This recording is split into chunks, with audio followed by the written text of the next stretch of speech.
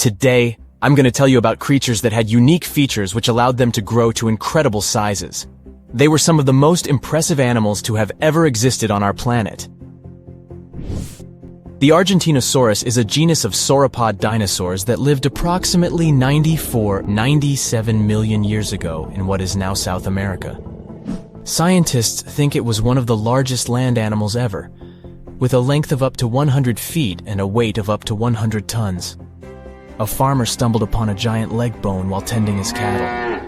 That's how he discovered the first fossils of the Argentinosaurus in Argentina in 1987. Further excavations uncovered more bones, revealing a massive dinosaur that would have dwarfed most other animals of its time. The Spinosaurus, meaning spine lizard, is a genus of theropod dinosaur that lived around 97 million years ago in what is now North Africa.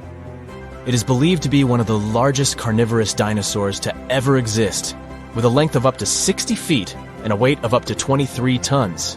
The Spinosaurus is known for its distinctive elongated sail-like structure on its back. It was likely used for thermoregulation. It also had long crocodile-like jaws that were lined with sharp teeth.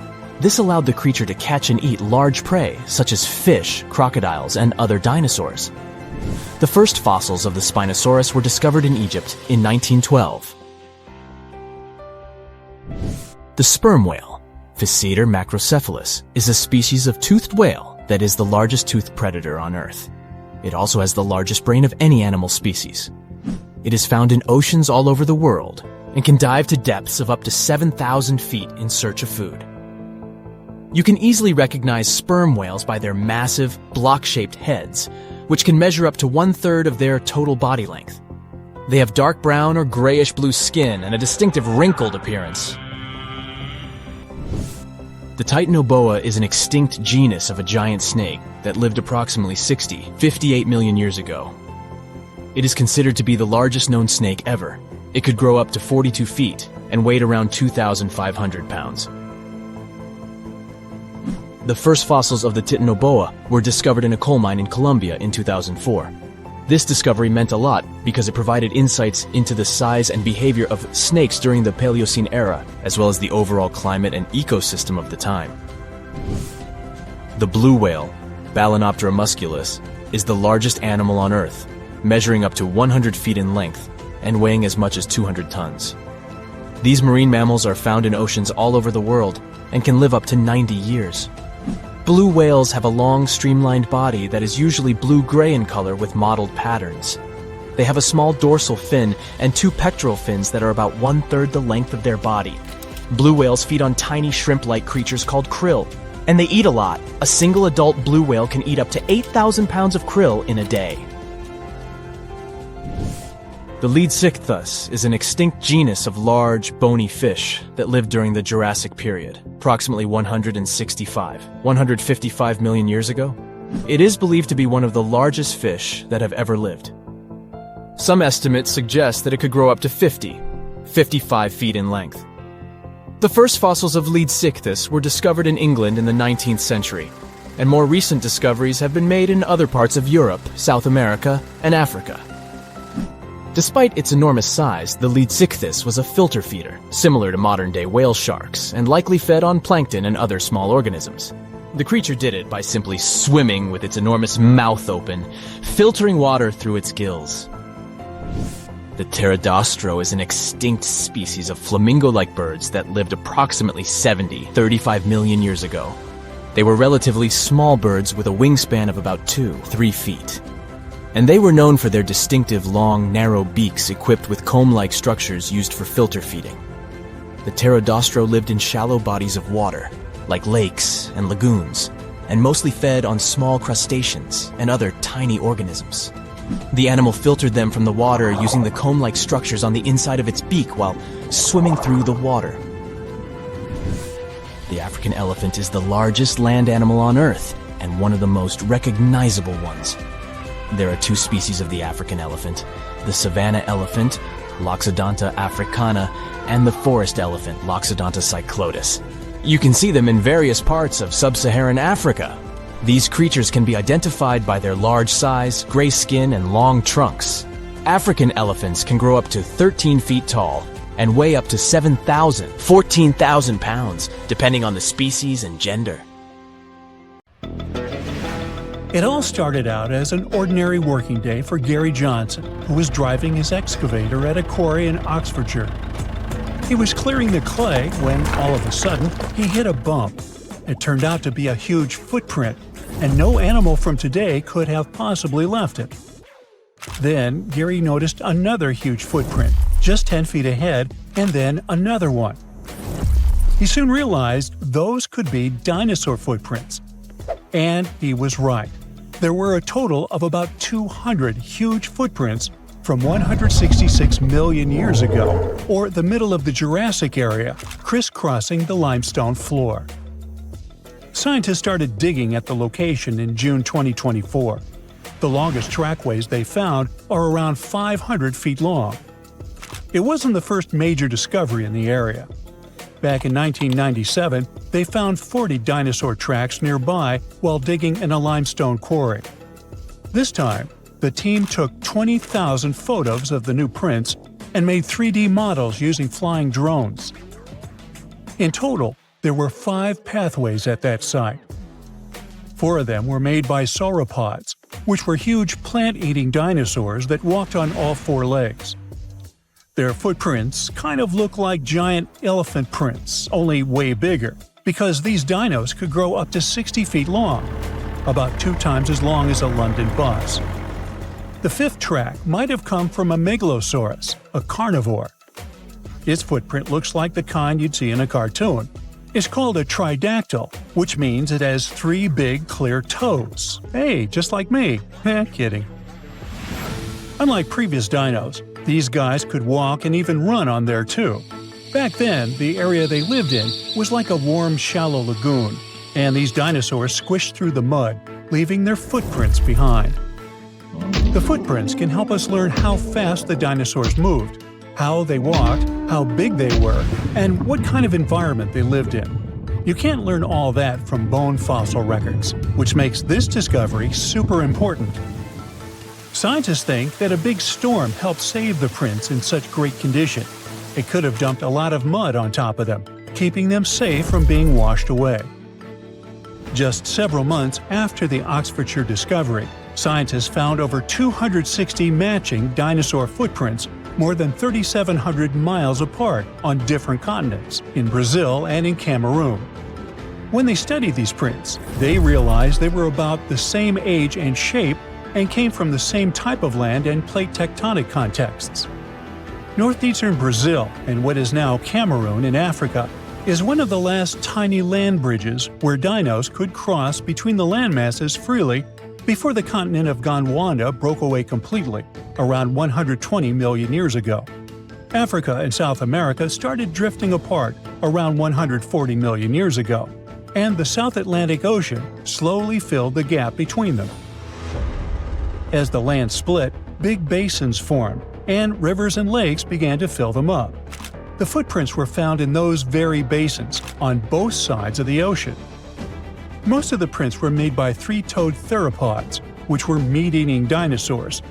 But there were also prints from sauropods and ornithischians, who were herbivores. The plants in those river valleys fed the plant eaters, which helped build a whole food chain. And the muddy ground helped preserve the dinosaurs' footprints, just like in England. The latest footprint discovery, this time in the Scottish Isle of Skye, helped scientists learn something new about the dino habits. So far, they've found more than 130 footprints at Prince Charles Point. And it turns out that huge meat-eating dinosaurs and their plant-eating prey shared the same water here 167 million years ago. Some of the tracks were made by megalosaurs, meat-eating dinosaurs that were early relatives of the T-Rex. Others were from huge, long-necked plant-eaters. Some of them were 3 times bigger than an elephant. The scientists looked closely at the footprints to figure out how the dinosaurs walked and moved around. They believe the dinosaurs were hanging out near shallow freshwater lagoons, just like animals today gather around watering holes. Another important discovery from the Isle of Skye is two super rare fossils that are helping scientists rewrite the whole evolution of mammals. Some shrew-like creatures today live just around 1 or 2 years, right? Well, those little guys used to stick around for 7 years or even longer. Scientists found 2 nearly complete skeletons of it on Skye. One was a grown-up and the other was a young one. To figure out how these animals lived and grew, scientists used high-tech X-ray scans to look inside the rock and check the teeth, kind of like counting tree rings to find out how old the tree is. The younger creature was still changing to adult teeth, but was already about 2 years old, which is very unusual for small animals. It lived in the area during the Jurassic period, when Skye was warm, tropical, and full of shallow seas and thick forests. Back then, these tiny and strange early mammals were just starting to appear in a world ruled by dinosaurs. But they were the beginning of the long line of mammals that would one day include cats, whales, and humans. Scientists are learning about the final days of dinos from a new fossil site in Argentina. Most of what we know about the impact of that dramatic asteroid hit comes from North America, where T-Rex and Triceratops once lived. But now, we get to see what happened further south. The team of scientists working in a local quarry found bones from hadrosaurs, which are pretty rare in South America. Long ago, this desert area was warm and full of plants like ferns and palms. There was a stream flowing through wide, flat lands, which helped bury and preserve the animals that lived there. Back in 2020, scientists were exploring the area when a paleontologist found a dinosaur foot bone. They kept looking even through heavy rain and discovered a whole group of fossils, not just from one dino, but from several of different ages, maybe even a whole herd. Another super important discovery here was a tiny mammal jaw with 5 teeth found just 2 hours after searching the site. The jaw came from a small plant-eating mammal. These creatures were about the size of a chipmunk and had very special teeth with ridges and grooves for chewing plants. This was the first time a mammal jaw had ever been found in that whole area, and it made scientists realize the site could tell them more than just dinosaur stories. The team also found a tooth from another dinosaur and a claw from a smaller predator. All the fossils found here could help answer some big scientific questions, like were the dinosaurs already slowly disappearing before the asteroid hit, like they probably did up north? And what happened to the animals that survived the asteroid hit? Several years ago, scientists found another fossil, this time encased in amber, that came back from a time when dinosaurs walked the Earth. The world looked very different, but it also had some surprising things in common with today. Back then, the night skies were also lit up by glowing fireflies, and the dinos probably watched them like we do. The amber is 99 million years old, and this special firefly is only the second one ever found from the Mesozoic era.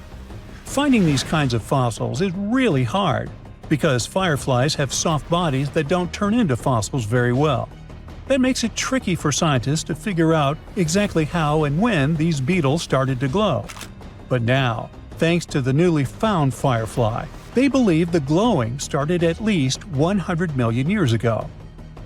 The fossil helps fill in the gaps in the evolution of fireflies and their ancestors.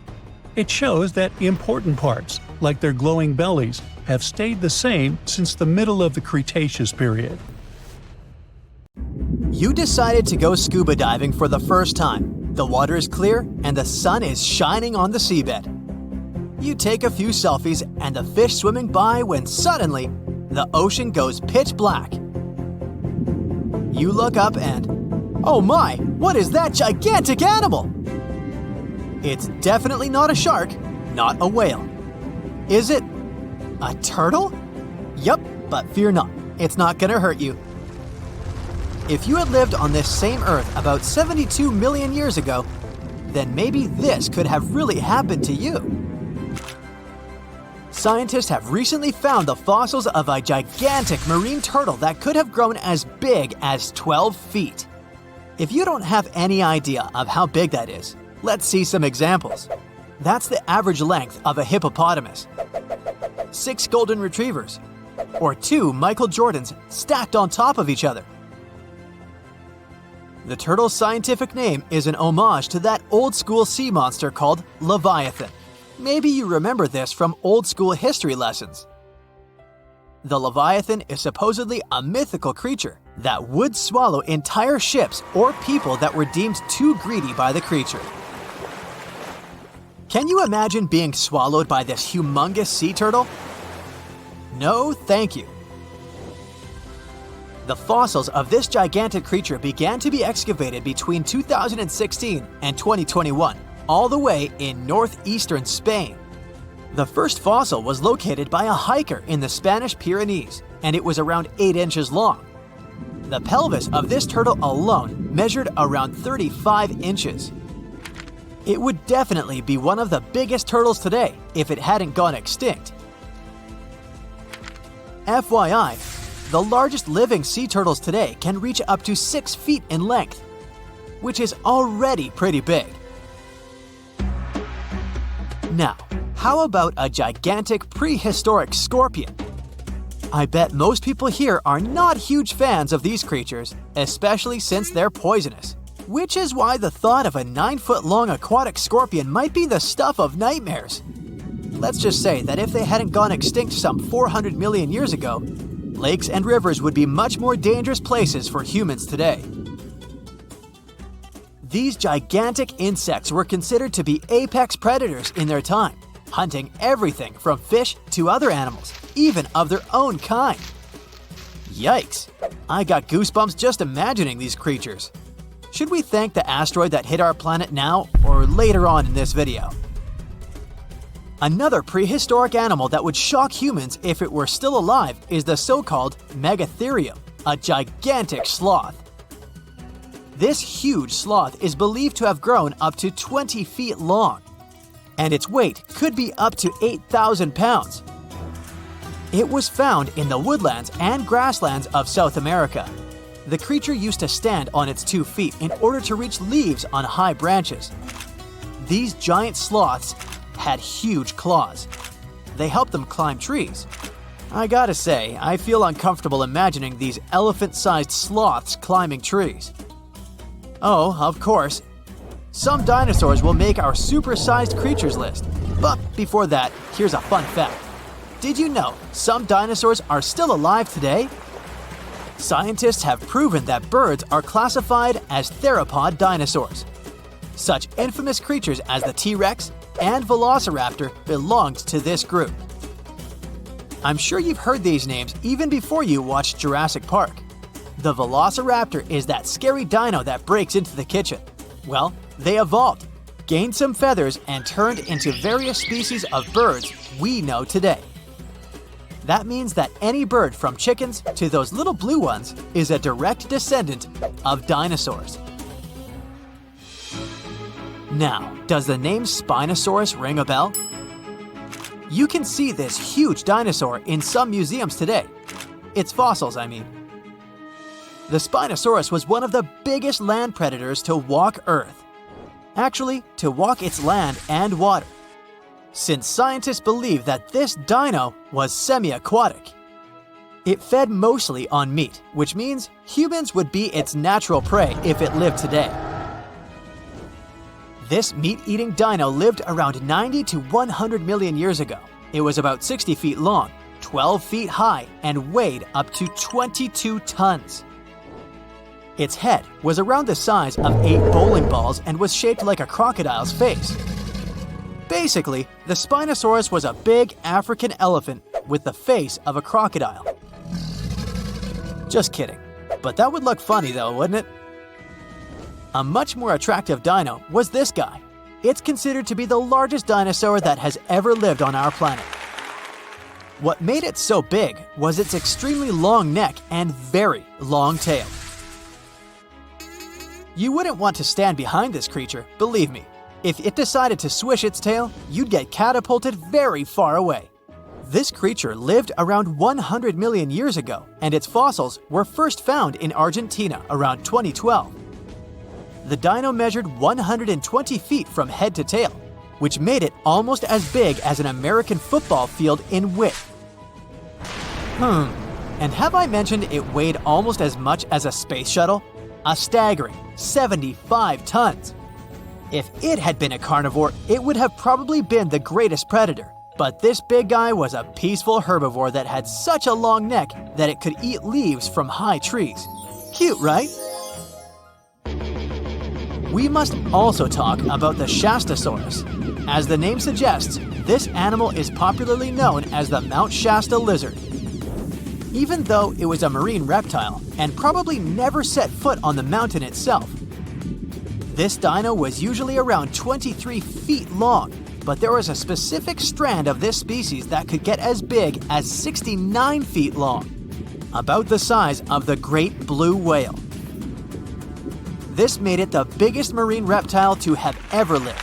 A fun fact about the Shastasaurus is that scientists believe it didn't even have teeth, which means it could only feed on soft-bodied prey, such as squid, for example. The next animal on our list is the blue whale. Believe it or not, the biggest living animal on Earth actually started small. These days, the average mature blue whale can reach up to 100 feet in length and weigh up to 200 tons. That's more or less the weight of 40 elephants put together, or 30 Tyrannosaurus rexes, or 2,670 average-sized people. Blue whales have to eat up to 50 million calories per day to support that body. That's the equivalent of 30,000 Big Macs, just FYI. But blue whales weren't always this big. They actually evolved from a four-legged mammal that lived on Earth around 48 million years ago. Their ancestor was called Pakicetus, and it was only 6 feet long. Here's a fun fact. To be able to live in the water as one does today, the blue whale had to go through some intense adaptations. A blue whale can replace up to 80 to 90% of oxygen in its lungs each time it takes a breath. A human replaces only up to 15% for comparison. It allows these animals to dive for up to 1 hour at a time, down to a staggering depth of 330 feet. Elephants were bound to make the list. Elephants are currently the largest land animals on Earth. They can grow to be about 13 feet tall and weigh up to 7 tons. That's pretty small if we compare it to the other animals that once lived on Earth, right? But if we placed a 6-foot-tall human next to an elephant, we'll see it's not at all that small. African elephants are bigger than their close relatives, Asian elephants, and they have a similar lifespan to humans, up to 70 years. Pokemon might have made us collectively wish that salamanders were real-life dragons, although they're not. They can still be pretty cool, though. There's a giant species of salamander that is known to be the largest living amphibian. They can grow to be as long as a regular-sized human, reaching up to 6 feet. I bet that wouldn't be a pleasant underwater encounter. There's a monster hiding in the remote forests, swamps, and rivers of the Congo Basin in Central Africa. It has a long neck, looks like a dinosaur, and is the size of an elephant, or maybe a hippo at least. That's what people who claim to have seen it say. It should have gone extinct millions of years ago, but this Congo's version of the Loch Ness Monster somehow survived. This creature is the Mokele-Mbembe, which means one who stops the flow of rivers, and more folks are saying they've seen it lately. European explorers first heard the stories of this creature from the people living near the Congo River in the early 1900s. A German captain even included a description of the monster in his official report from his expedition.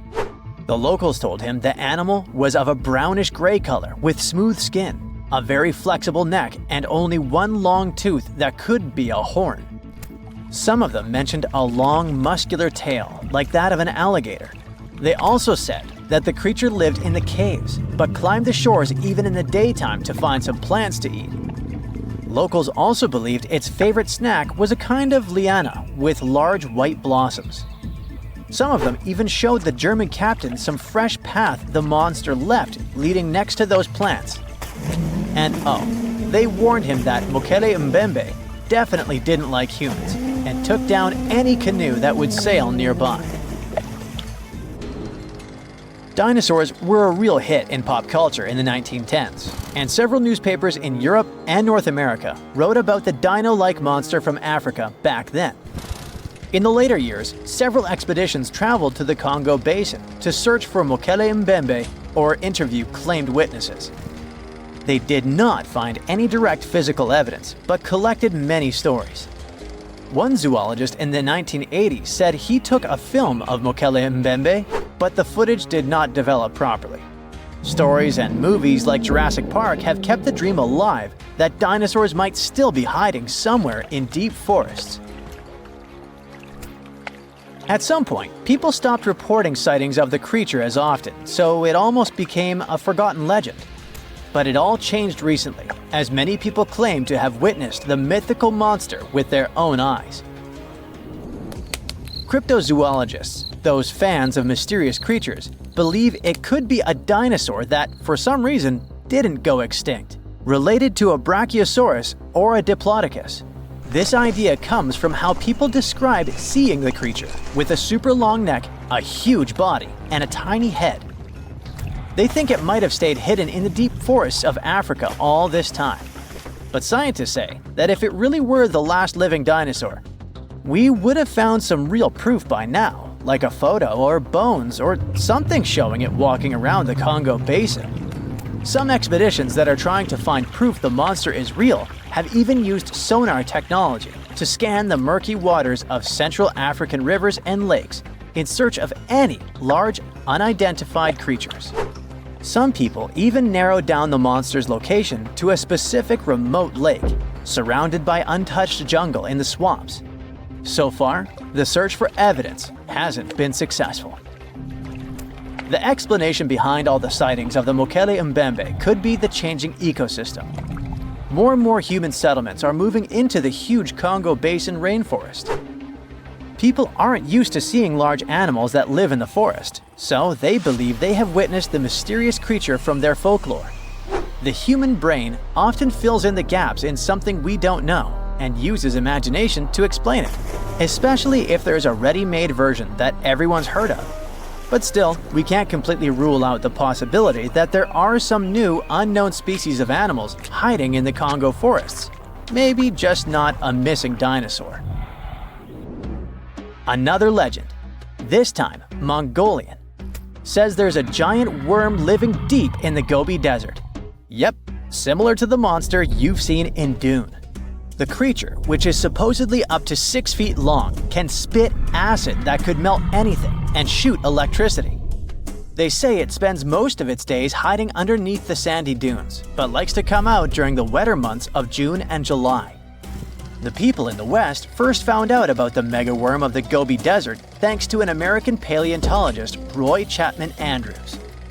This brave man was probably the inspiration for Indiana Jones. In 1926, he wrote about the creature in his book. At the meeting with Mongolian leaders, Andrews heard detailed descriptions of the creature, even though none of them had ever seen it themselves. One of them said it looked like a sausage that was about 2 feet long, with no head or legs. According to him, the worm was so poisonous that just touching it could instantly take your life, and it lived in the loneliest parts of the Gobi Desert. Andrews didn't think the creature was real, but he shared these stories again in another book. And then, stories of the monster spread around the world. In some of them, it's only 1 foot long. In others, it's as large as a human. Some say it looks like a snake, and some describe it as a caterpillar. Some people claim it has wings and can fly, and others think it could be a supernatural evil being without a body. The color of the creature also remains a subject of debate. It could be white-gray, brown, or even bright red. The stories of witnesses are probably so different because the creature doesn't even exist. In 1983, one scientist who was visiting the region heard that an old man had managed to finally catch the mysterious worm. He also found out there was a nest nearby, and decided to risk it all and see it. But instead of a scary monster, there was a tartar sand boa inside. Luckily for the scientist, this snake is non-venomous, but it does have gray-brown scales and could match the description of the giant worm. When he showed it to the locals, supposedly all of them said it was the monster they had seen. Big expeditions from America, Britain, and New Zealand came to the Gobi Desert to try and find the creature. Many other adventurers came from all around the world on their own, but found no evidence the monster was real. But many Mongolians are sure the death worm is no fantasy. If you don't believe there's a monster in the Gobi Desert, how about one in Lake Worth in Texas? According to local folklore, there's a part human, part goat creature with scales and long clawed fingers hiding there. It all started back in July 1969, when locals claimed to have spotted this mysterious creature roaming around. The newspapers loved the story and started reporting about new sightings. One article said that the monster jumped out of a tree and landed on some guy's car. Another report claimed that the Lake Worth monster decided to throw an automobile tire at a group of people. Someone even managed to take a photo of the creature, and the newspapers published it. Locals started flocking to the lake at night, hoping to catch a glimpse of the creature, but no one could find any evidence it was real after all. The author of the monster's photograph later said it was most likely someone's prank, because the creature really wanted to be seen. Then, a reporter from the local newspaper received an anonymous letter saying that it was 3 high school students who decided to dress up and scare people. Even despite this, some cryptozoologists think it could have been an undiscovered primate species that walks on 2 legs. We don't know if the Worth monster is real, but it does one good thing and brings together the local community. Every year since 2009, they throw the Lake Worth Monster Bash. The Tyrannosaurus rex, the formidable predator, the world-known celebrity of the animal kingdom, the king of all dinos. Since its discovery in 1902, this dangerous predator has fascinated both researchers and the regular public. But despite its terrifying reputation, there were actually other beasts that could defeat the T-Rex. And one of the true nemeses of this dinosaur was the Triceratops, a herbivore. But despite its plant-based diet, the dino was huge and had 2 nightmarish large horns and a smaller one, along with thickened bones which added to its defenses and helped protect itself from dreadful predators like the T-Rex. This dino was something like proof that herbivores were no pushovers. Its formidable horns were about a foot wide at their base and tapered into mean points capable of skewering any predator, even a T-Rex like Juicy Barbecue. The colossal skull of the Triceratops sported an enormous frill made of protective solid bone, which was topped with hornlets. From the tip of the animal's beak to the spiked rim of the frill, the head of the Triceratops could reach a whopping 10 feet in length and weigh around a ton. This gargantuan construction, the head of the dino, was attached to the body with the help of a ball and socket joint. This allowed the dino to swivel its head around with astonishing speed, brandishing its horns to scare predators away. That's one of the reasons why a T-Rex that decided to attack a Triceratops was actually taking a big risk. The battle could easily go either way. Of course, the king of the dinosaur world could win and get its long-awaited feast, but just as likely, the hunted could become the hunter and end the T-Rex's game. Now, how about we find some more cool and lesser-known facts about those intriguing creatures, dinosaurs? For example, dinos almost certainly did not roar. Scientists think they might have cooed instead. More accurately, they probably produced sounds in ways similar to the way ostriches boom or doves coo. You see, many modern birds use a method of producing sounds called closed-mouth vocalization. Sounds are made by inflating the throat rather than passing air through the syrinx, the vocal organ of birds. In other words, the Jurassic Park movies got it all wrong.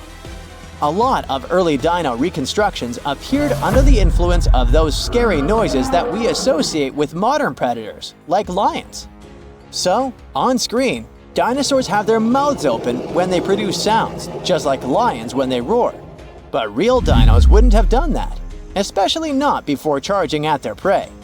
They wouldn't have advertised their presence to other animals nearby, not when all they wanted was to have a meal. The Quetzalcoatlus was a member of the ancient group of flying reptiles, pterosaurs, and it was also the largest flying animal to have ever lived on Earth. The giraffe-sized creature had thin limbs, a startlingly long beak, and a staggering 40-foot wingspan. Researchers believe that these creatures could have also used their folded-up wings as legs, so they probably walked on all fours. Scientists discovered the Quetzalcoatlus about 50 years ago, but they still have a tricky time trying to piece together the details of this animal's life. For example, how did it even manage to lift its ginormous body off the ground when flying? Whatever the answer is, this creature is our first real look at the entirety of the largest animals ever to fly. One of the reasons why it's been taking so long to unearth the secrets of the Quetzalcoatlus is because this creature had hollow bones that helped it to fly, just like modern flying animals. So, when you find these potato chips-like bones preserved in super hard rock, you need to somehow remove them without destroying them. And that's a really tough task. The Tyrannosaurus rex was quite a slow runner. Its speed was likely to be just about 10 miles per hour, which is approximately as fast as the speed of an average human runner. As for T-Rex babies, according to hatchling recreations from the American Museum of Natural History, they were pretty cute. About the size of super skinny turkeys and covered with downy feathers. The largest land-based dino was the Argentinosaurus.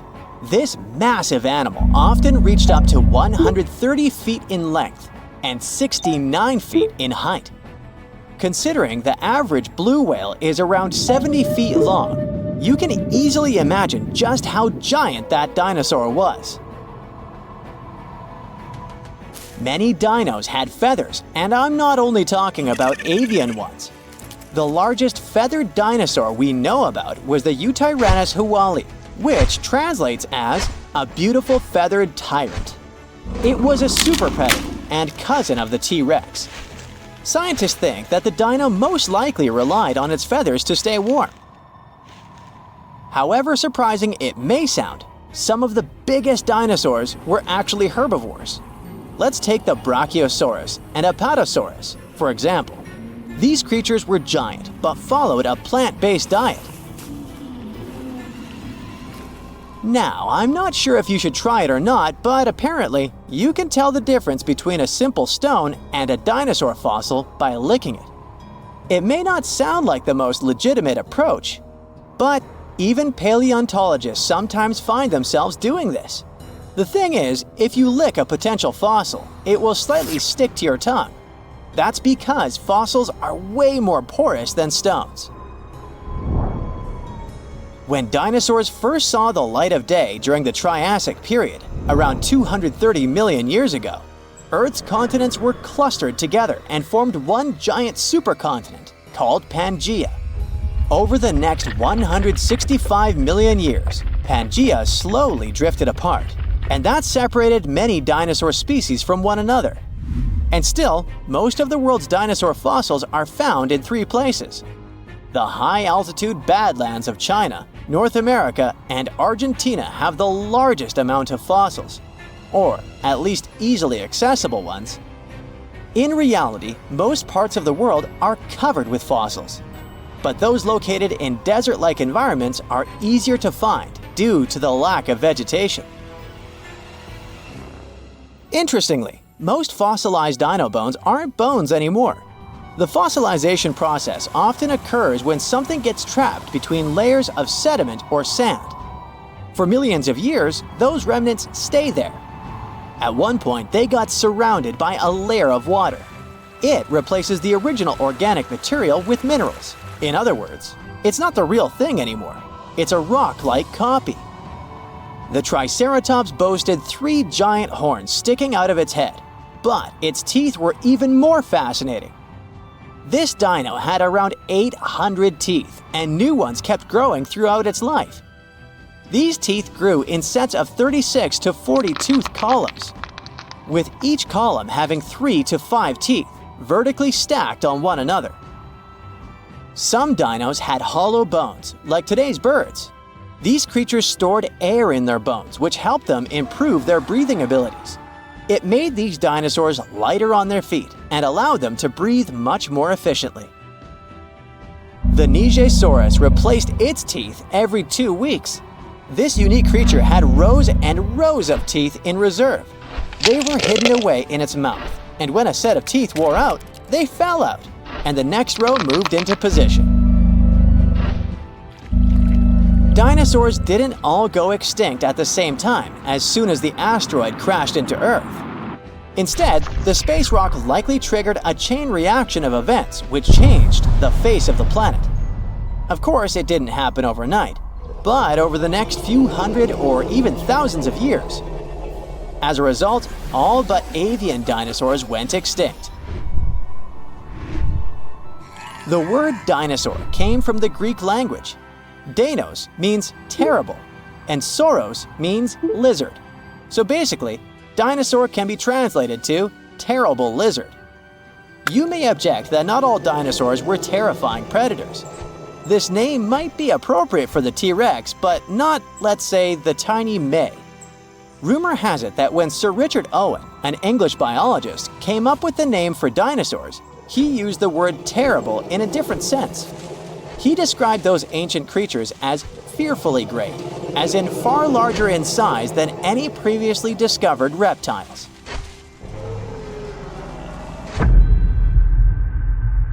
It was a 40 feet long and 12 feet tall beast, the king of dinosaurs.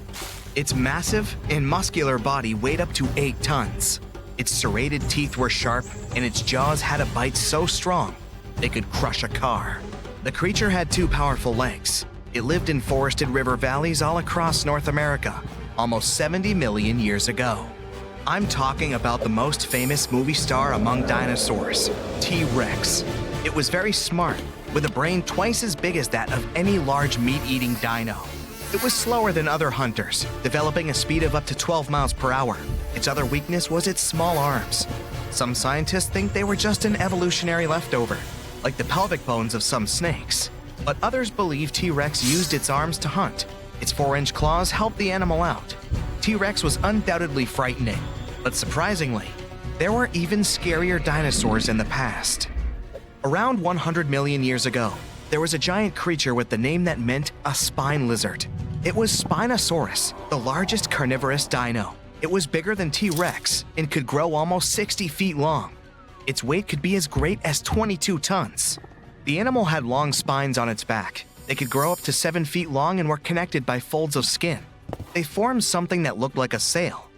Some scientists think it was a hump Spinosaurus used to store water. This dino had dense bones and short hind limbs. Researchers believe that these dinos could use their flat and wide-clawed feet for paddling. This was the first dino that could ever swim. Unfortunately, it couldn't process smells like most other theropods. These were a group of 2-legged carnivorous dinosaurs that appeared on Earth 230 million years ago. That's why the animals the creature hunted could hide from it on land. The Spino dino spent most of its time in the water. It roamed the swamps of North Africa and mostly fed on fish, big prehistoric sharks, and sometimes other dinosaurs. It had a long, thin, and narrow snout like a crocodile. Unlike other dinos of its kind, which had curved teeth, Spinosaurus had conically shaped straight teeth.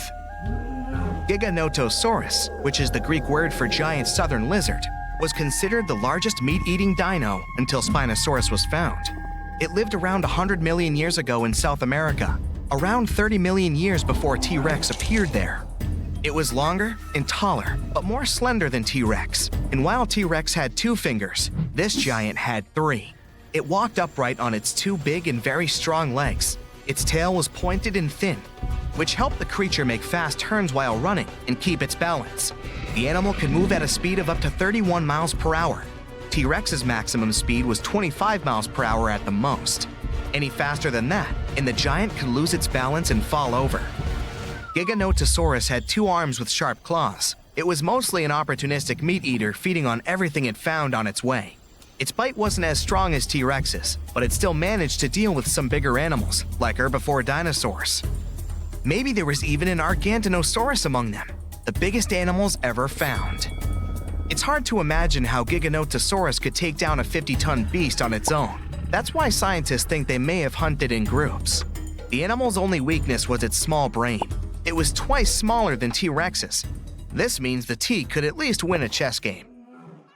Big retractable sickle-shaped claws in the creature's feet are great for cutting. Ladies and gentlemen, welcome Utahraptor. That's a mini T-Rex that lived 125 million years ago. If a big T-Rex was coming for you, you could hide under a rock or some other place where it wouldn't be able to reach you. But there would be no place where its mini version couldn't follow you. Discovered in Utah, strong, toothy, and armored with huge claws, more than 9 inches long, an adult Utahraptor was 20 feet long and 5 feet tall at the hip. These creatures were covered in feathers. This is why fully grown animals look like gigantic turkeys. The Utahraptor's main weakness was their size. They were a bit smaller than many other dinos, but these guys made up for that by hunting in packs. Allosaurus, which means a different lizard in Greek, was a massive carnivore reaching 40 feet in length and weighing 2 tons. It roamed the Earth around 150 million years ago. Similar to T-Rex, this dino had strong back legs and a large snout. Its mouth was full of sharp teeth. The animal easily lost them when eating, but they usually grew back. Allosaurus was already fully grown by the age of 15, and its lifespan was around 28 years. The creature had a short neck and a long, narrow skull, disproportionately big compared to the rest of its body. This dino also had a pair of horns above its eyes and ridges along the top of its nasal bones leading to those horns. Allosaurus chased big herbivore dinosaurs. When several Allosauruses gathered in a group, they could take down even such colossal creatures as Apatosaurus. But scientists still doubt if they could cooperate, because these dinos were generally not too friendly toward one another. Some of the animal's bones had an hourglass shape, which made them lighter and reduced their strength. They were similar to the hollow bones modern birds have. Another weakness of this dino was its bite. It was less powerful than that of some modern animals, like lions, alligators, or leopards. Scientists think Allosaurus may have used its skull as a hatchet. The Rhizinosaurus was one of the freakiest dinos out there. It lived 100 to 60 million years ago. It had a very small head and bizarre feet with 4 toes, unlike their ancestors that had 3. Its body was covered with feathers. This weirdo had the longest claws scientists have ever recorded. They were 3 feet long each. These claws were curved and sharp. The dino used them to collect plants for lunch. Scientists are still not sure if this creature was a herbivore or carnivore, or both. The dino had a long neck. There were no teeth in its upper jaw. Its wrist bones were like the ones modern birds have. The Rhizinosaurus might have evolved from a meat-eating to plant-eating animal throughout time. Unfortunately, in comparison with meat-eaters, herbivore dinosaurs were much weaker, and still, those claws could make its enemies think twice. High-spined lizard, or a Crocanthosaurus, lived 110 million years ago. It was 2 feet shorter than T-Rex but had a similar body structure. Like T-Rex's, these creatures often went after bigger and more challenging animals. For example, with those backbones so hard, it seemed as if they were carrying a giant turtle shell, like Ankylosaur. The high-spined lizard was very territorial. It had a brain shaped like the letter S and an excellent sense of smell. What made a Crocanthosaurus vulnerable was its small arms. And still, the creature used them to hunt other animals surprisingly well. The dino pulled its catch close to its torso, which was like a hug you wouldn't be able to escape from. Diplodocus lived 150 million years ago. The 90-foot-long creature was possibly the longest dinosaur ever. Its tail, which could reach 46 feet in length, was the longest tail of any animal ever. And its neck was more than 20 feet long. The underside of the dino's tail had 2 rows of bones, which made the creature even stronger and more mobile. Diplodocus didn't look scary, long-necked, gentle, peacefully munching on plants, until it used its tail like a whip, making even the scariest meat-eaters back away. This tail was the center of the dino's mass. which was why Diplodocus could move very quickly. Scientists first thought, this is a lizard-like animal, but its posture was more like that of an elephant. Plus, Diplodocus had nasal openings on its forehead. The dino's weakness was its small teeth and weak force bite. Quetzalcoatlus was the biggest flying animal ever. It lived 70 million years ago and controlled the skies of North America. It was a toothy, pin-headed creature with a blunt snout. It was as tall as a giraffe and weighed 550 pounds. Quetzalcoatlus had a small torso and long neck and legs. Its wings were short compared to the rest of its body, but still long enough to stretch for 40 feet. Scientists think this animal could fly at a speed of up to 80 miles per hour and travel 400 miles in a day. This dino was weaker than, let's say, T-Rex or most other carnivores of that time, but it had powerful muscles, which helped the animal rise into the air in the blink of an eye. Harsh winds made this icy land unrecognizable. If you lived in Australia about 100 million years ago, you'd be wearing jackets and sweaters. But around 220 million years ago, this icebox of land was locked up in what used to be Pangaea. This supercontinent had Australia and Antarctica fused, including even South America and Africa. Scientists found out Australia was going solo at the same speed as your fingernails grow when it decided to cut ties with Antarctica. Before that, the Earth was just a giant floating ball of ice, and the sun wasn't as hot and fiery as today. You're walking along an icy path in the early Cretaceous period. You're looking for something to eat, but plant life is scarce. With no sunlight, there isn't any energy source for any edible vegetation, save for moss. So, finding a decent snack would be like bumping into a unicorn. You lurk around and find three-toed footprints leading to what looks like a frozen forest. You follow them, but still can't figure out who these prints belong to. You reach a dead end with the snow up to your knees and realize you're stuck. Suddenly, you hear some growling not far away. You look to your right and see a large theropod walking towards you. It's almost as tall as a giraffe and has razor-sharp teeth on its jaws. Ooh, lucky you. This dino is a carnivore and probably the CEO of the prehistoric meat-eating world. Scientists have discovered at least 15 other dinosaur species, including a 22-foot-long polar carnivore and a smaller predator that could easily run away from its larger mates. You try to swim through the thick snow as the beast with those large teeth is making its way to you. Good thing some trees don't let it move quickly enough. You manage to find a good rhythm, lift each leg above your waist, and make it out in time. As it gets closer to you, you make it through the snow and duck between some bare trees. You were lucky this time, but it'll be back for you. Fossils of plants and leaves show that back in those days, Antarctica wasn't as chilly as it is today, and the same goes for its northern counterpart, Alaska. Still, living between 70 to 100 million years ago wasn't that comfortable. The T-Rex was the undisputed king of the dinosaurs. Scientists found bones and fossils from dry places like Montana and Texas, but they were shocked when they found T-Rex fossils in Alaska. There were also fossils of horned, long-necked, and feathery dinosaurs in the Arctic region. Even though the T-Rex was an apex predator, it wasn't as fast as you would expect, but its size was enough to make you run for your life. One of the T-Rex's favorite meals was a duck-billed dino as big as an elephant called the Edmontosaurus, which dwelled in frosty areas. These creatures were probably slow migrators and wouldn't have been able to find any shelter to live through the harsh conditions. Their jaws show they were plant eaters and had to find some greens to munch on wherever they went. They were constantly on the move since they strolled rather than ran. Scientists claim they would walk at an incredibly slow speed of around 1 mile per hour. Even a tortoise could outrun them. If you were a dinosaur during those days, then you'd face one of the most challenging decisions of your life. Live with mom and dad or get your own place. No, actually, the choice was to stay for the winter or flee. The dinos that remained in the frosty lands made nests and stayed for the whole year. Some scientists debate whether these polar dinosaurs were warm-blooded or cold-blooded. Mammals and birds have internal mechanisms to keep warm, like using their muscles and metabolism. That's why our bodies shiver when we're freezing.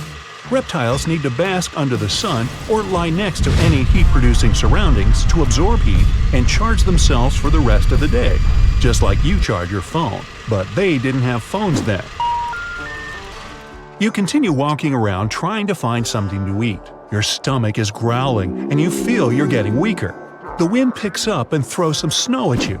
Good thing you're wearing a thick coat and some proper leg wear.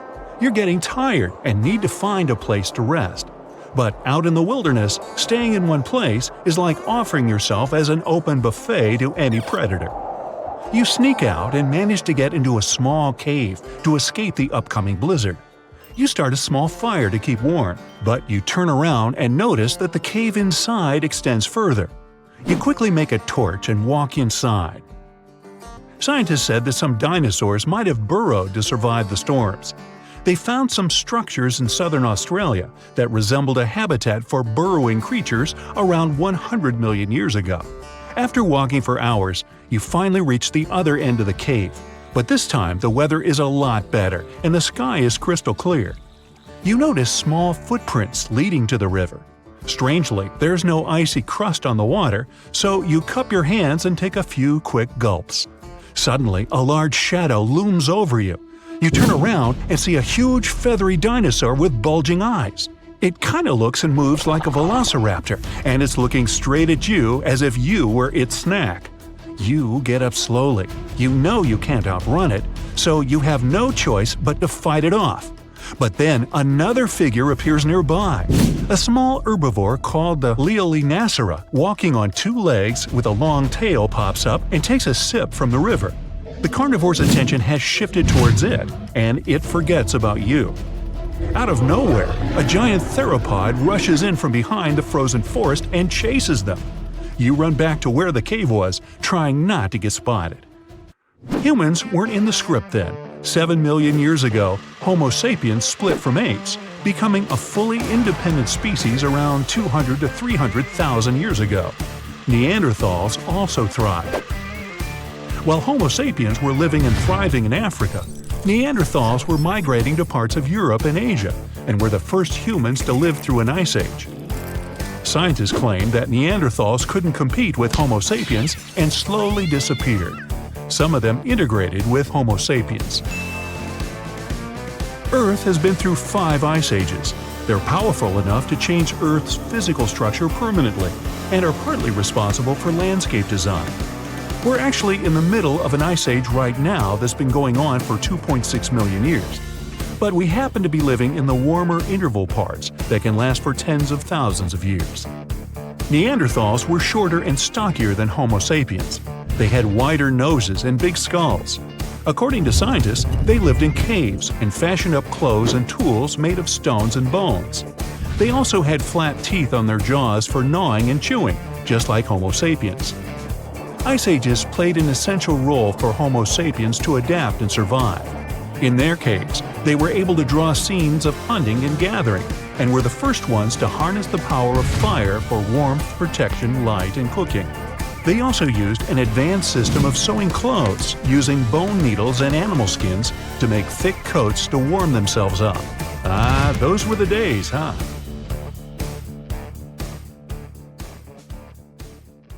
Australia used to have its own giants. Those were huge animals that could have dwarfed anything living on this continent these days.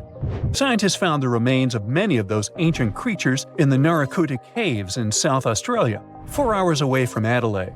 It's a lovely region, but it can be treacherous. Watch out for holes the ground is pocked with. Known as pitfall traps, many of them are no wider than a coffee table. They're deep and plunge into the darkest of caverns. One of such caverns is called Victoria Fossil Cave, and it's a treasury that's been hiding the bones of around 45,000 animals for centuries. Some of the oldest bones belong to creatures far more terrifying than any animal you can encounter today. Those were the ancient Australian megafauna, huge beasts that roamed the continent during the Pleistocene epoch. During those, there were giant snakes, huge flightless birds, wombat-like creatures the size of a rhinoceros, and many others. One of the largest examples of the Australian megafauna scientists have discovered so far is the Diplodocus. That giant herbivorous creature was 10 feet long and 6.5 feet tall, and weighed more than 6,000 pounds, about as much as a small Asian elephant. Even though this terrifying beast didn't eat meat, it could have smashed other animals with its sheer weight. Scientists have found the remains of hundreds of such creatures all over Australia, so it's safe to say that no other animal from that time or in that location was larger than this giant. Despite its creepy appearance, the Diplodocus was a relative to the modern-day wombat, and those are known to sometimes pounce humans. The Diplodocus had toes that pointed inward and were well suited for digging burrows. On the other hand, Diplodocus was a giant, and it was unlikely that it used to do so. It was likely a trait it had inherited from its smaller burrowing ancestors, or it could have used its claws to search for roots. This theory is supported by the fact that the animal's pouch was facing backward. It prevented any dirt from collecting inside while the creature was digging. Since this animal was so big, it didn't have to worry much about predators. Up until 60,000 years ago, when the first humans appeared on the continent, full-grown Diplodocus only had to look out for creatures like the quinquina. Measuring in at a whopping 20 feet long, the quinquina was a land crocodile. It lived in Australia from around 20 million to 40,000 years ago. It disappeared along with most other mega creatures of the last ice age. It's thought to be the result of the first humans coming to the continent. Even though the quinquina was extremely fast and dangerous, it was possible that this creature got outcompeted by human hunters who took all available prey. Unlike modern crocodiles that are mainly aquatic, that mighty beast was a land dweller. Scientists figured it out by studying the quinquina's legs.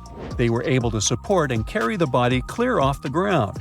It means there was no escape for ancient people once the quinquina spotted them. Modern crocodiles can only push themselves along on their bellies. Such an adaptation allowed the quinquina to chase its prey for long periods of time, exhausting it in the process. Another creepy feature of this ancient monster was its teeth. Aquatic crocs have conical teeth. Those are great for gripping and holding on to prey underwater. But quinquina had knife-like teeth, ideal for slicing soft-bodied animals like, mammals. Another Australian monster, Thylacoleo, wasn't all that large, but it didn't make it any less terrifying. It was still among the top predators and the biggest carnivorous animals in Australia. This creature was a true oddity of nature, even by prehistoric standards. First, its teeth resembled not those of a regular predator, but those of a rodent. Its front incisors were enlarged, taking the place of canines. Premolars were also shaped like blades. They were used for cutting flesh and bone. At first, scientists thought that Thylacoleo used those teeth to eat nuts and fruits. But later, a study showed that the use of such teeth was better suited on necks and spines. The jaws of this ancient creature were immensely powerful. A 220-pound Thylacoleo had a bite force similar to that of a present-day 550-pound lion. It means that the animal could easily bring down prey much larger than itself. Then there was Thylacoleo's tail. It had strong muscles which provided the animal with the ability to use the tail as support when tackling large prey. The Thylacoleo had retractable claws, and this feature is very uncommon among marsupials. It allowed the animal to keep its razor-sharp hooks from getting blunt and could help it get a better grip on its prey. Scientists are quite sure that, like today's leopards, the Thylacoleo could climb trees and jump on other animals from above. It was done so fast and stealthily, they never knew what hit them. The creature's rear feet support this theory. The first toe there was reduced, but the foot had a rough pad like what modern-day possums have.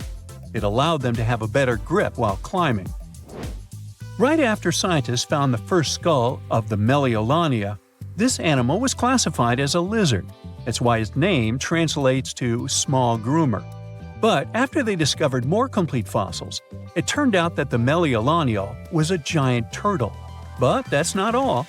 It was one of the largest land turtles to ever have existed. The main reason researchers initially believed the creature to be a lizard was the fact that its skull was adorned with a series of spikes. It's something the modern-day horned lizard can boast.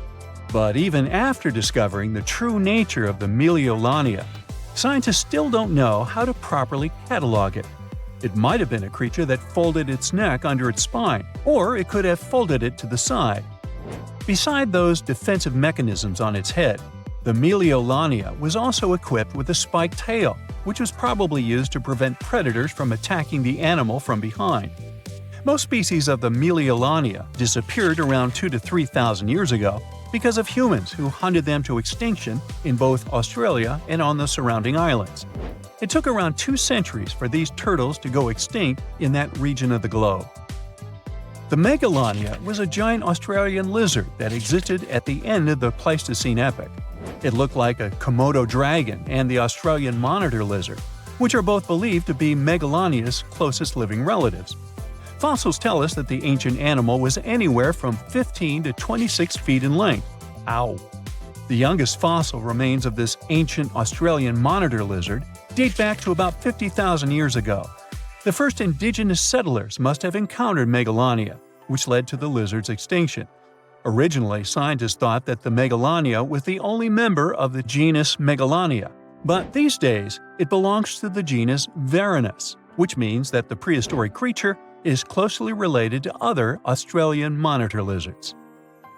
Our next giant creature on our list was once dubbed an ostrich on steroids.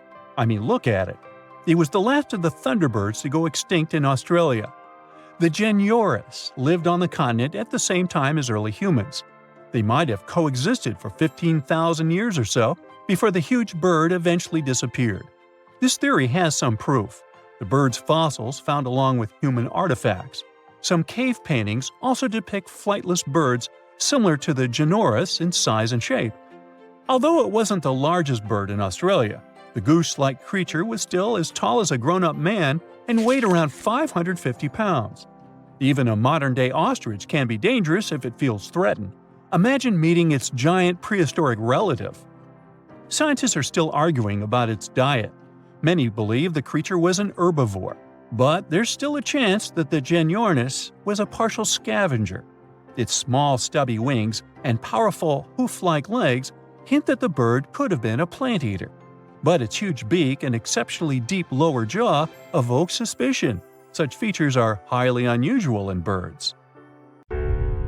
Now, if Earth's history were a movie, we humans would only take up the last second of the end credits. Our planet has been around for about 4.6 billion years, but our human story began about 300,000 years ago in Africa. Now, our ancestors had some wild adventures in nature. They could have run into creatures so big they'd make today's elephants look like puppies. The woolly mammoth is a pretty famous animal, sure. His cousin, though, the Columbian mammoth, not so much. This giant used to roam places from Canada all the way down to Mexico. Unlike the furrier woolly mammoths, which hung out in colder places, these animals had shorter hair, resembling huge elephants. They also had incredibly large tusks, like 12 feet worth of spiraling, sturdy tusks. And they weren't just for show, they came in handy when facing predators. That includes our ancestors. If you think about sloths these days, you're picturing these adorably slow creatures. They couldn't possibly be in your list of most dangerous animals. Well, their grandparents might have. For starters, we call them ground sloths, and they vary a lot in size. Some were as big as rhinos, and others, like the Megatherium, were as colossal as elephants. Imagine seeing a 20-foot-long sloth which doesn't mind chewing on some meat every now and then, at least in theory. Ever heard of Bigfoot? Well, our next animal kind of looks like him, but is a distant cousin to orangutans. Meet Gigantopithecus, the largest primate to ever call our planet its home. Standing tall at 10 feet and weighing more than 600 pounds, these animals were amazing to look at in real life. Unlike Bigfoot, they weren't constantly hiding. In fact, it's believed they were peaceful and gentle creatures. Sadly, they faded away about 100,000 years ago, mainly because their food sources slowly became unavailable. Those lush, fruity forests they called home eventually turned into dry grasslands. Next on our list is the cave hyena. Weighing a chunky 250 pounds and standing 3 feet tall, these beasts were as long as a grown-up lying down. What's even more interesting about these creatures is that they loved hanging out in groups. A pack could be as big as 30 of these animals, which meant they could easily take on even the biggest, heaviest mastodons. Our ancient families would have needed to stay alert around these hungry specimens. Sadly for these hyenas about 20,000 years ago, their numbers started going down. Soon enough, they completely disappeared from the planet. Quick pop quiz. What's called a tiger but isn't really one? It's the saber-toothed tiger. I mean, sure, they belong to the feline family, but they aren't technically tigers. First appearing around 42 million years ago, in July I think, many of their kind were gone before we even showed up. However, early Americans might have bumped into a couple of specimens from this group. If that really happened, it would have been quite the encounter. Think of the biggest wild lion today or the hefty Siberian tiger. These big cats also had some incredible features hidden in their fur. They were good at sneaking around, hiding, and pouncing on mammoths bigger than themselves. Their bite wasn't that strong, but they could open their jaws wide, like twice as much as a lion. And although their teeth were a bit on the weak side, they had buff forearms to pin down their dinner, giving those big fangs a purpose. Not the kind of kitty you'd want to play with. Dire wolves made their debut about 250,000 years ago. They were like the gray wolves we know today, but a lot stronger. While wolves these days stretch out to about 6 feet and tip the scales at 170 pounds max, dire wolves were about 5 feet and about 150 pounds. Found all over North and South America, they had admirable jaws, biting nearly a third harder than their modern counterparts. Also, their favorite snack was horses. But just like many other majestic beasts of the past, they faded away around 10,000 years ago. Now, names can be deceiving. Take the American lion, for example. It's not really a lion, it's more of a panther's big cousin. The other part of the name is correct, though. They did live in America about 330,000 years ago. This feline was no lap cat either. They were at the top of the wildcat pyramid, weighing a colossal 772 pounds. That's like stacking 4 grown men on a scale. Even the mighty African lion would look a tad bit shy beside these beasts. With the muscle to take down a bison, you wouldn't want to accidentally interrupt their dinner. They parted ways with this planet around 11,000 years ago, right after the last ice age.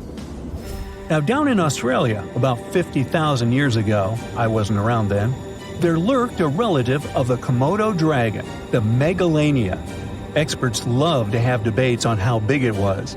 Some say it stretched out to 23 feet. Others think it was just about 11 feet long. Either way, they were basically mega-sized Komodo dragons with a dangerous bite. If you think bears are already big and fluffy now, let's introduce the short-faced bear. While this big creature stood on its hind legs, it towered at 14 feet. With long limbs, they could outrun today's bears, hitting speeds up to 40 miles per hour. These ultra bears sadly disappeared around 11,600 years ago. Now imagine a crocodile. Okay, imagine that same crocodile, only supersized, with sporty legs, doing its thing in Australia about 1.6 million years ago. Well, say hello to the quincana. These crocs were extremely large, reaching 23 feet. And no, they weren't lazy river loungers. These creatures really loved spending time on land. They evolved to have strong legs for their chases and razor-sharp teeth designed for slicing, not gripping. When did we stop sharing beaches with them? About 40,000 years ago. The name elephant bird might not sound familiar, but try to picture a bird that stood tall as high as a basketball hoop at 10 feet and weighed as much as a small car, 1,500 pounds. Their eggs were equally huge, like 150 chicken eggs bundled up into one. Now, as amazing as these birds sound, there's a lot we still don't know about them. They're hard to study, as most extinct animals are. Still, some recent studies have given us some clues. Scientists have been examining ancient molecules from their fossilized eggshells. It's an awesome piece of evidence, since these birdies' shells were thick, preserving precious DNA inside. Plus, there are tons of these eggshell fragments sprinkled all over Madagascar's beaches. Because of these findings, we now know these birds were herbivores and loved eating leaves and seeds. We also know the tiny kiwi bird is its closest living relative.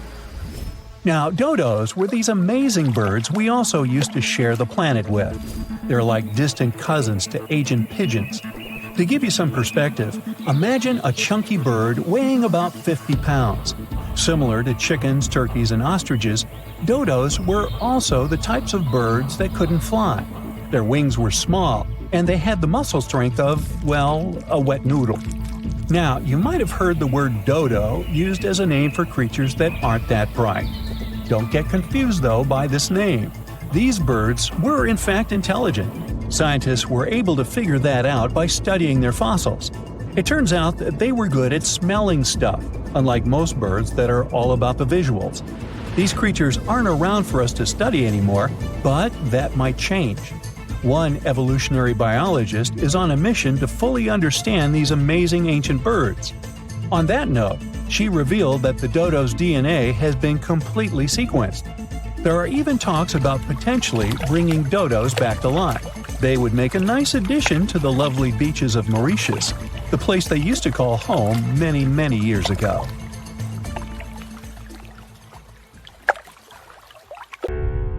Now, if Earth's history were a movie, we humans would only take up the last second of the end credits.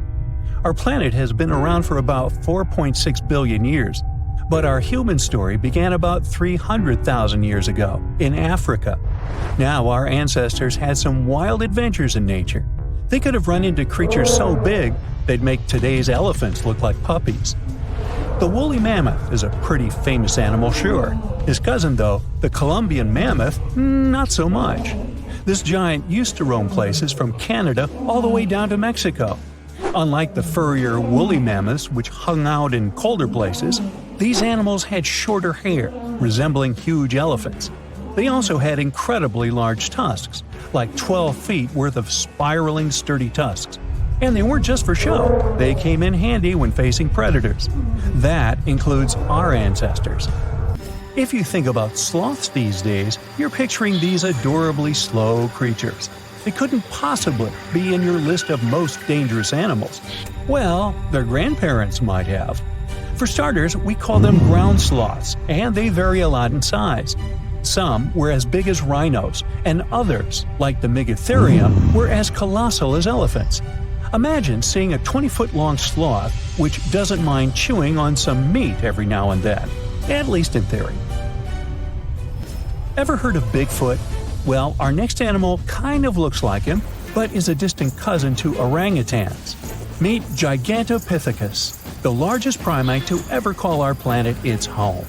Standing tall at 10 feet and weighing more than 600 pounds, these animals were amazing to look at in real life. Unlike Bigfoot, they weren't constantly hiding. In fact, it's believed they were peaceful and gentle creatures.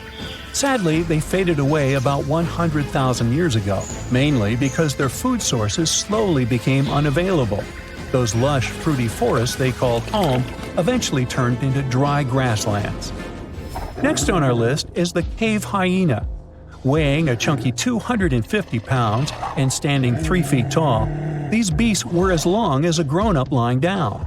What's even more interesting about these creatures is that they loved hanging out in groups. A pack could be as big as 30 of these animals, which meant they could easily take on even the biggest, heaviest mastodons. Our ancient families would have needed to stay alert around these hungry specimens. Sadly for these hyenas about 20,000 years ago, their numbers started going down. Soon enough, they completely disappeared from the planet. Quick pop quiz. What's called a tiger but isn't really one? It's the saber-toothed tiger. I mean, sure, they belong to the feline family, but they aren't technically tigers. First appearing around 42 million years ago, in July, I think. Many of their kind were gone before we even showed up. However, early Americans might have bumped into a couple of specimens from this group. If that really happened, it would have been quite the encounter. Think of the biggest wild lion today or the hefty Siberian tiger. These big cats also had some incredible features hidden in their fur. They were good at sneaking around, hiding, and pouncing on mammoths bigger than themselves. Their bite wasn't that strong, but they could open their jaws wide, like twice as much as a lion. And although their teeth were a bit on the weak side, they had buff forearms to pin down their dinner, giving those big fangs a purpose. Not the kind of kitty you'd want to play with. Dire wolves made their debut about 250,000 years ago. They were like the gray wolves we know today, but a lot stronger. While wolves these days stretch out to about 6 feet and tip the scales at 170 pounds max, dire wolves were about 5 feet and about 150 pounds. Found all over North and South America, they had admirable jaws, biting nearly a third harder than their modern counterparts. Also, their favorite snack was horses. But just like many other majestic beasts of the past, they faded away around 10,000 years ago. Now, names can be deceiving. Take the American lion, for example. It's not really a lion, it's more of a panther's big cousin. The other part of the name is correct, though. They did live in America about 330,000 years ago. This feline was no lap cat either. They were at the top of the wildcat pyramid, weighing a colossal 772 pounds. That's like stacking 4 grown men on a scale. Even the mighty African lion would look a tad bit shy beside these beasts. With the muscle to take down a bison, you wouldn't want to accidentally interrupt their dinner. They parted ways with this planet around 11,000 years ago, right after the last ice age. Now, down in Australia, about 50,000 years ago, I wasn't around then, there lurked a relative of the Komodo dragon, the Megalania. Experts love to have debates on how big it was. Some say it stretched out to 23 feet. Others think it was just about 11 feet long. Either way, they were basically mega-sized Komodo dragons with a dangerous bite. If you think bears are already big and fluffy now, let's introduce the short-faced bear. While this big creature stood on its hind legs, it towered at 14 feet. With long limbs, they could outrun today's bears, hitting speeds up to 40 miles per hour. These ultra bears sadly disappeared around 11,600 years ago. Now imagine a crocodile.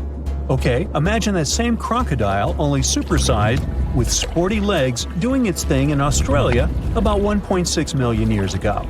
Well, say hello to the quincana. These crocs were extremely large, reaching 23 feet. And no, they weren't lazy river loungers. These creatures really love spending time on land.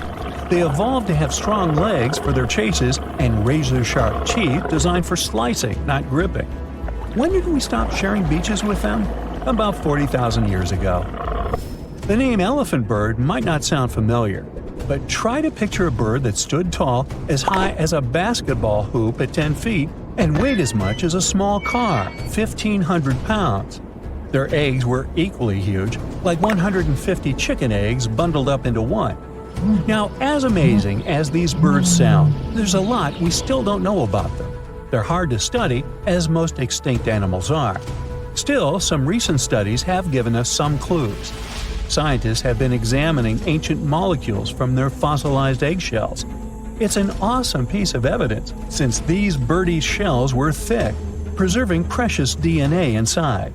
Plus, there are tons of these eggshell fragments sprinkled all over Madagascar's beaches. Because of these findings, we now know these birds were herbivores and loved eating leaves and seeds. We also know the tiny kiwi bird is its closest living relative. Now, dodos were these amazing birds we also used to share the planet with. They're like distant cousins to Asian pigeons. To give you some perspective, imagine a chunky bird weighing about 50 pounds. Similar to chickens, turkeys, and ostriches, dodos were also the types of birds that couldn't fly. Their wings were small, and they had the muscle strength of, well, a wet noodle. Now, you might have heard the word dodo used as a name for creatures that aren't that bright. Don't get confused, though, by this name. These birds were, in fact, intelligent. Scientists were able to figure that out by studying their fossils. It turns out that they were good at smelling stuff, unlike most birds that are all about the visuals. These creatures aren't around for us to study anymore, but that might change. One evolutionary biologist is on a mission to fully understand these amazing ancient birds. On that note, she revealed that the dodo's DNA has been completely sequenced. There are even talks about potentially bringing dodos back to life. They would make a nice addition to the lovely beaches of Mauritius, the place they used to call home many, many years ago.